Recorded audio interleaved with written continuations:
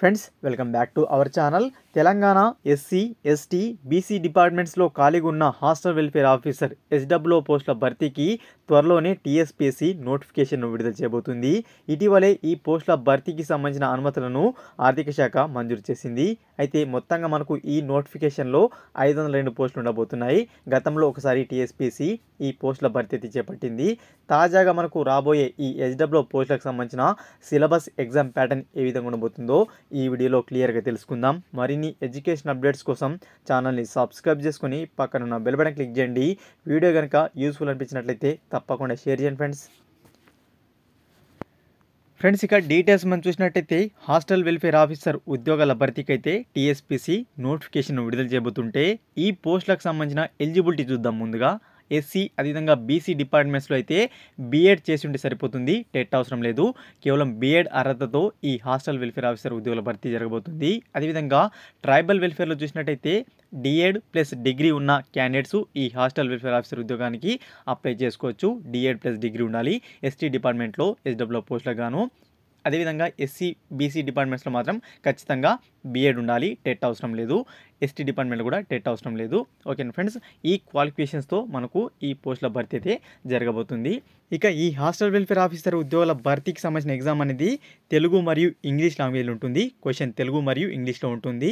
అలానే మనకు ఈ ఎగ్జామ్కు ఎటువంటి నెగిటివ్ మార్కింగ్ అయితే ఉండదు. కేవలం గురుకుల రిక్రూట్మెంట్లో మాత్రమే నెగిటివ్ మార్కింగ్ ఉంది ప్రస్తుతం అయితే. అలానే పోలీస్ ఉద్యోగాలు కూడా నెగిటివ్ మార్కింగ్ అనేది ఉండబోతుంది. సో మనకు ఈ ఎగ్జామ్లో అయితే ఎటువంటి నెగిటివ్ మార్కింగ్ అయితే లేదు. మొత్తంగా 502 పోస్టుల భర్తీకి నోటిఫికేషన్ త్వరలోనే విడుదలయ్యే ఛాన్సెస్ అయితే కనిపిస్తున్నాయి. మనకు పూర్తి సిలబస్ అనేది చూద్దాం. మొత్తంగా మనకు ఎస్డబ్ల్యూ పోస్టుల భర్తీ అనేది 2 పేపర్లలో జరగబోతుంది. పేపర్ 1 వచ్చేసి 150 మార్క్స్కి వచ్చేసి general studies and general abilities ఉండబోతుంటే పేపర్ 2 వచ్చేసి ఎడ్యుకేషన్ ఉండబోతుంది, డిప్లొమా ఇన్ ఎడ్యుకేషన్ లెవెల్లో. సో డీటెయిల్ సిలబస్ అనేది చూద్దాం. పేపర్ 1లో చూసినట్టయితే మొత్తంగా మనకు 13 టాపిక్స్ అయితే ఉన్నాయి. అందులో మనం చూసినట్టయితే ఫస్ట్ టాపిక్ వచ్చేసి కరెంట్ అఫైర్స్ అనమాట. అంతర్జాతీయ సంబంధాలు, సంఘటనలు, ఇవన్నీ మనకు 2 టాపిక్స్ కలిసి కరెంట్ అఫైర్స్ కింద ఉండడం జరుగుతుంది. స్క్రీన్ పైన చూడవచ్చు సిలబస్ని. ఈ 2 కరెంట్ అఫైర్స్ కిందకి రావడం జరుగుతుంది. థర్డ్ టాపిక్ చూసినట్టయితే నిత్య జీవితంలో సామాన్య శాస్త్రం, general science in daily life. Fourth topic చూసినట్టయితే ఎన్విరాన్మెంటల్ ఇష్యూస్, డిజాస్టర్ మేనేజ్మెంట్, పర్యావరణ సమస్యలు, విపత్తుల నిర్వహణ. అలానే ఫిఫ్త్ టాపిక్ చూసినట్టయితే భారతదేశ మరియు తెలంగాణ రాష్ట్ర ఆర్థిక భౌగోళిక అంశాలు, జాగ్రఫీ, అదేవిధంగా ఎకనామీకి సంబంధించిన టాపిక్స్ అన్నమాట. అలానే మనకు సిక్స్త్ టాపిక్ చూసినట్టయితే ఇండియన్ కాన్స్టిట్యూషన్, సాలియంట్ ఫీచర్స్ అన్నమాట, భారత రాజ్యాంగం ప్రధాన లక్షణాలు. సెవెంత్ టాపిక్ చూసినట్టయితే భారతీయ రాజకీయ వ్యవస్థ, ప్రభుత్వం, ఇండియన్ పాలిటీ, అదేవిధంగా గవర్నెన్స్ అన్నమాట. ఎయిత్ టాపిక్ చూసినట్టయితే మనకు జాతీయోద్యమం పైన ప్రత్యేక దృష్టితో ఆధునిక భారతదేశ చరిత్ర, ఇండియన్ హిస్టరీ. నైన్త్ టాపిక్ చూసినట్టయితే తెలంగాణ చరిత్ర, ప్రత్యేక రాష్ట్ర ఉద్యమం, తెలంగాణ మూవ్మెంట్తో పాటు తెలంగాణ హిస్టరీ. అలానే 10th టాపిక్ చూసినట్టయితే తెలంగాణ సాంఘిక సాంస్కృతిక వారసత్వ అంశాలు, కళలు, సాహిత్యం వంటి అంశాలు అనేవి 10th టాపిక్గా ఉన్నాయి. ఇక 11th టాపిక్ చూసినట్టయితే తెలంగాణ రాష్ట్ర విధానాలు అన్నమాట, అంటే తెలంగాణ రాష్ట్రం సంక్షేమ పథకాలు 11th టాపిక్గా ఉంటే 12th టాపిక్ వచ్చేసి లాజికల్ రీజనింగ్, అనలిటికల్ ఎబిలిటీతో పాటు డేటా ఇంటర్ప్రిటేషన్ వంటి అంశాలు 12th టాపిక్ కింద ఇవ్వడం జరుగుతుంది. ఇక 13th టాపిక్ చూసినట్టయితే basic English. Okay friends, basic English అనేది 13th టాపిక్ ఇవ్వడం జరిగింది. మొత్తంగా 13 టాపిక్స్తో మనకు general studies and general abilities అనేది ఉండబోతుంది ఈ ఎస్డబ్ల్యూ రిక్రూట్మెంట్కి గాను. ఇక పేపర్ 2కి సంబంధించిన డీటెయిల్ సిలబస్ అనేది చూద్దాం.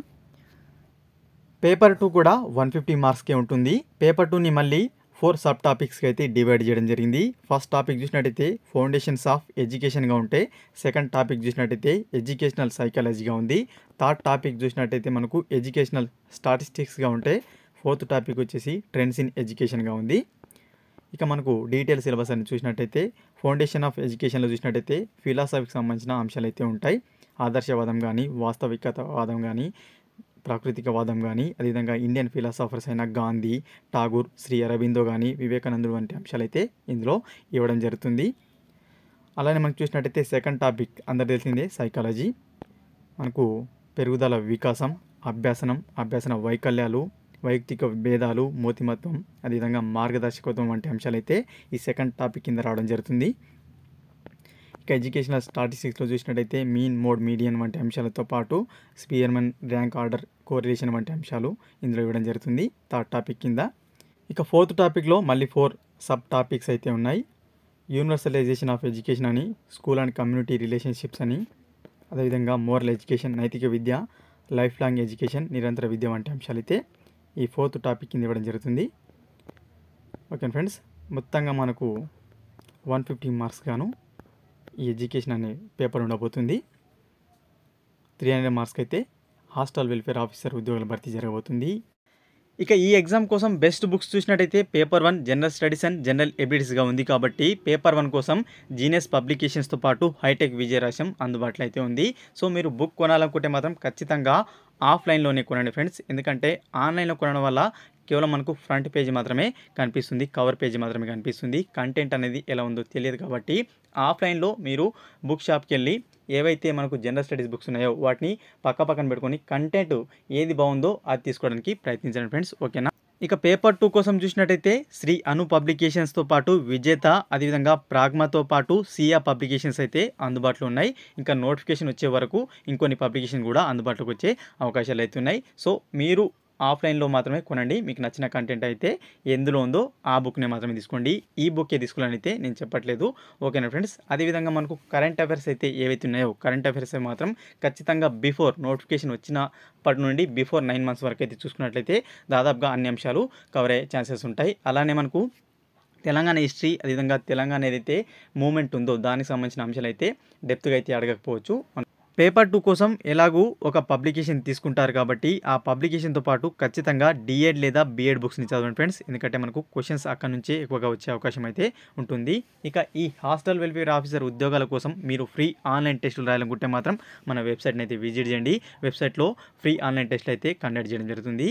సో అక్కడ నుంచి మీరు ఫ్రీ ఆన్లైన్ టెస్ట్ రాసుకోండి. అదేవిధంగా ఈ హాస్టల్ వెల్ఫేర్ ఆఫీసర్ ఉద్యోగాల కోసం ఒక టెలిగ్రామ్ గ్రూప్ కూడా ఉంది. సో ఆ గ్రూప్లో జాయిన్ అవ్వాలనుకుంటే వీడియో కింద డిస్క్రిప్షన్లో లింక్ ఇస్తాను. అక్కడ నుంచి జాయిన్ అయ్యి లేటెస్ట్ అప్డేట్స్ అయితే పొందండి.